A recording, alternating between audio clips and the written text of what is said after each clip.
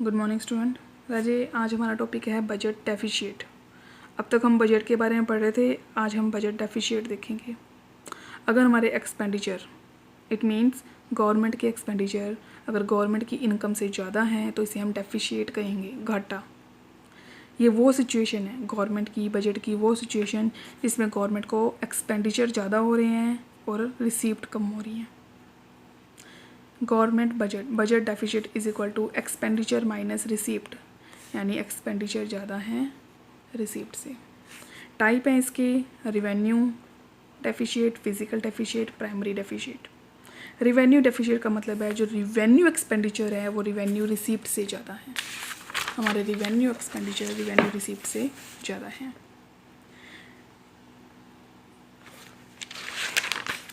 रजे इसमें हमारा क्या है, टाइप है रिवेन्यू रिसीप्ट, फिजिकल और primary. First one revenue receipt का मतलब है रिवेन्यू डेफिशिएट, घाटा।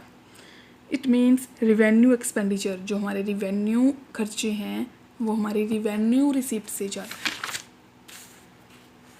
ये देखो, revenue expenditure minus revenue receipt, revenue expenditure ज़्यादा है, रिसीप्ट कम है।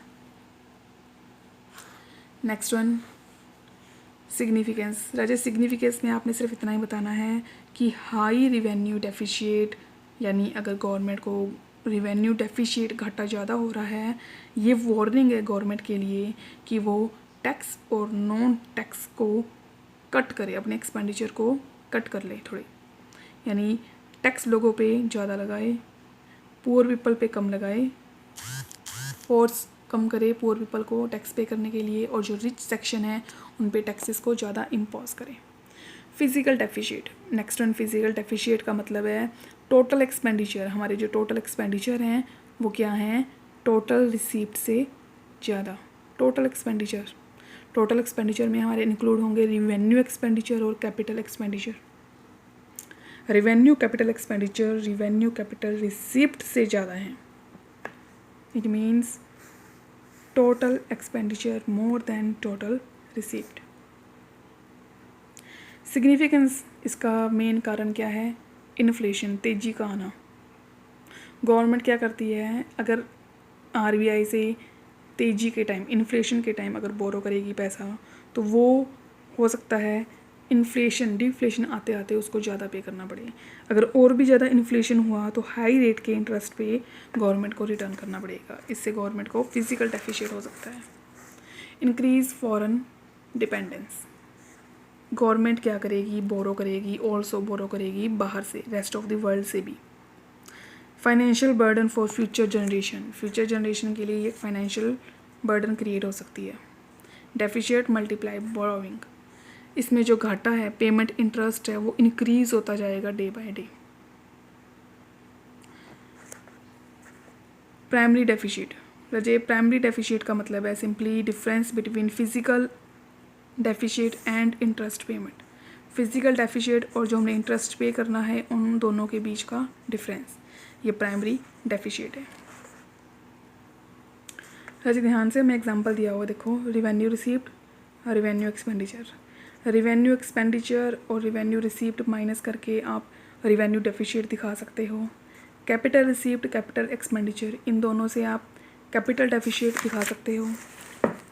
टोटल रिसीप्ट, टोटल एक्सपेंडिचर से आप फिजिकल डेफिशिएट दिखा सकते हो। Recovery of loan and other receipt, borrowing and other liability, interest payment, इससे हम प्राइमरी डेफिशिएट दिखा सकते हैं। राजे इस एग्जांपल से हम तीनों डेफिशिएट को बता सकते हैं। नेक्स्ट वन है बैलेंस और अनबैलेंस्ड बजट। बैलेंस बजट का मतलब है गवर्नमेंट की जो इनकम है, रिसीप्ट है, वो गवर्नमेंट के एक्सपेंडिचर से बराबर है। Receipt is equal to expenditure, जितनी गवर्नमेंट को रिसीप्ट हो रही हैं उतने ही खर्चे हो रहे हैं, बैलेंस। नेक्स्ट है अनबैलेंस्ड बजट। अनबैलेंस्ड बजट का मतलब है सिंपली जिसमें हम सिचुएशन को फॉलो कर रहे हैं, यानी इसमें गवर्नमेंट की रिसीप्ट और एक्सपेंडिचर इक्वल नहीं है। सरप्लस की सिचुएशन या फिर डेफिशिएट, सरप्लस बजट या फिर डेफिशिएट बजट। सरप्लस बजट का मतलब है सिंपली जो गवर्नमेंट की रिसीप्ट है, एस्टिमेटेड रिसीप्ट है, अनुमान वाली रिसीप्ट है, वो गवर्नमेंट के एक्सपेंडिचर से ज़्यादा है। सरप्लस, फ़ायदा हो रहा है गवर्नमेंट को, इससे गवर्नमेंट को रिसीप्ट ज़्यादा है, खर्चे कम हैं, ये अनबैलेंस्ड है। बट ये एस्टिमेटेड है, हो सकता है। अगर इसका अपोजिट हुआ, यानी गवर्नमेंट के एक्सपेंडिचर ज़्यादा हुए, रिसीप्ट कम, तो इसे हम अनबैलेंस्ड बजट कहेंगे। राजे आपका चैप्टर कंप्लीट है। आप लोगों ने इसके objective questions, filling the blanks, true false, short, very short, long, complete questions करने हैं। आप इसके नोट्स बना लेना अपनी फेयर नोटबुक पे और सभी क्वेश्चंस को अच्छे से करने हैं।